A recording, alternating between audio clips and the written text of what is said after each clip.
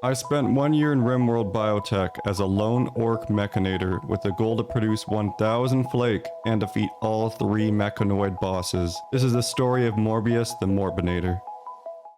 After a glorious victory, we had acquired the signal chip. The chip held the secrets to power beyond our current domain and would lead to an exponential gain in power and wealth. After analyzing it at our workbench, I understood the potential this held: scythers, scorchers, and tunnelers. But we did not have the infrastructure to house all this bionic mass. We needed materials, power, and a lot of it. First, we had to finish understanding how to harness the power of water. And so we got to researching the watermill while our mechs continued to develop and build up our growing mech hive. During this time, we made improvements around the base and started to expand our capacity. Oddly, every time I tried to suppress Mai, I ended up seeing a 0.6% chance of romancing her. It turns out it was a cat girl and not a cat man all this time. In my defense, she does have a mustache and is very muscular. We ended the 15th day with enlightenment. We now understood how to harness the power of nature for our designs. We were one with the water. The last key to the puzzle was utilizing what we learned and researching standard mech tech. Morbius locked himself away in his room, only to leave for food and toilet paper. During this period, the base saw a spurt of exponential growth. With the power of water in our hands, we increased production, output, and capacity. Increased production came with increased spatial requirements. Like a well-oiled machine, we compartmentalized ourselves into equally functioning parts. On the eve of our 20th day on this planet, the period of peace was broken like a ripple caused by the first raindrop. The Blight Pack had come calling. A loose collection of violent pirate bands made up of xenohumans engineered to thrive around toxins and pollution. They did not send enough men, and the threat made a swift end in our Viet Cong corridor, but more were sure to come. On a summer night on the 3rd of Jugus, we finally completed our research. The technology to drive mass change had arrived, and Morbius could barely contain his excitement. The first new mechanoid to produce would be the Tunneler, a behemoth with 2 gigantic power claws that could crush through rock and stone, the perfect tool for expansion. The first order was to create the necessary infrastructure to support this. More power, rechargers, gestators, and the soft core scanner, a machine that designs a core by rippling through the human consciousness and deriving an AI from its make. We got to mining and building. During this period of expansion, Mai decided she had enough and tried to break free of her constraints. Luckily, T-80 and Forklift were nearby, and she was quickly reminded of her citizenship. A reward for her efforts was the honor of being the first person in our new subcore soft scanner. And with that, we finally had the first tunneler gestating. I got word that a deserter with information on psychic augmentation was seeking help. We did not recognize the Empire as the true authority, as they suffered from the weaknesses of flesh, so we decided to help. Art Bass was a rich kid that hated women and was only good at fighting. Even though he was fairly useless, I could use him for my next plan at exponential growth. See, we recently had discovered an ancient Mechanator complex, but I had wrote it off as I already had a Mechanator. But now I was running bandwidth issues, and it was time to increase my force and welcome a new Mechanator into my ranks. And all I needed?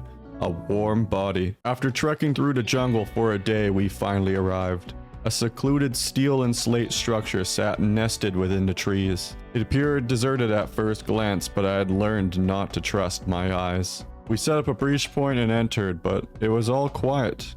I found the ruins of a once functional factory and a crypto-sleep casket that had the remains of a dead Mechanator. We quickly stripped him of his mech clink and got out of there. We had now doubled our control capabilities. Our checklist was finally becoming complete. One thing I severely underestimated was how long these large mechanoids take to gestate. 4 cycles of 2+ days. I was going to have to take on the WarQueen with a limited number of them. This would not be enough by itself, so I took to the oldest pastime for quick wealth. My map had plenty of ancient dangers and tombs lying dormant around the area, and this was my chance to expedite my power. It was the 1st of September, 34 days since I landed, and I was ready to raid some tombs. First up, a small complex east of my base. We only took one casualty from the forced entry and quickly repaired up our robots ready to open up the caskets inside. So far, we saw a power claw and medicine nearby, so it was already a pretty decent haul. Out of the caskets, a ton of insects swarmed out alongside a few disgruntled sleepers, which we quickly put down. We were in luck though, as 2 survivors that were down were still alive, so we stripped them for their high tier gear and weapons. Most of the weapons were bio-coated and useless, but we still acquired some go juice, armor, and high tier medicine. The WarQueen was on the horizon. Our ranks continued to grow as the gestators pumped out more mechs. And now all we needed was the last piece to the puzzle, the tunneler. And so on our 38th day on this planet, Hope was created. A masterpiece of mechanical and technological advancements. But Randy had other plans. He finally had awakened from his slumber and sent all manner of threats, from monkeys to timber wolves to a pack of manhunting polar bears at our base. Immediately after the polar bears, we even had an infestation. We were able to deal with all this with our mechanoid force, but it slowed us down quite a bit. Later on, a bright discovery was made. It turns out the Scythers take significantly less time to gestate than the tunnelers, and our force had just gotten significantly stronger.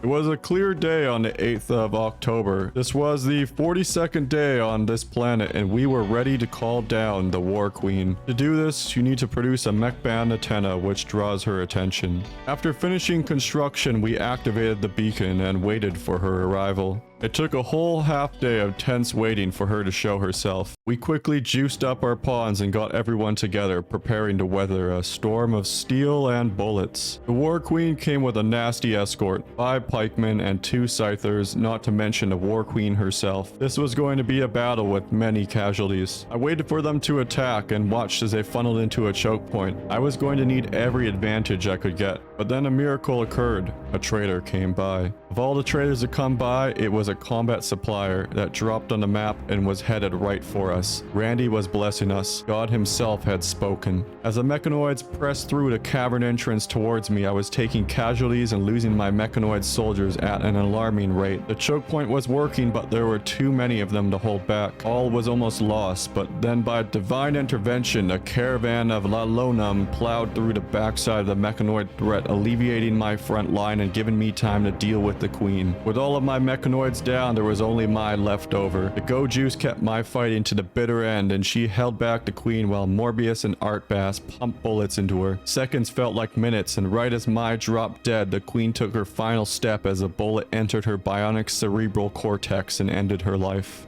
This was one of the most intense fights I've ever experienced in Rimworld. I grossly underestimated how powerful and tanky the queen was and almost paid the iron price. Rebuilding was going to be a nightmare, but one that would be possible with both our Mechanators alive and well. 1000 Flake and all 3 Mechanoid bosses in 1 year, we might just do it. I end this chapter on the 10th of September, our 43rd day since arrival. Next video will be our climax and ending to this saga, Chapter 3, the denouement. Thank you for watching, and see you next time.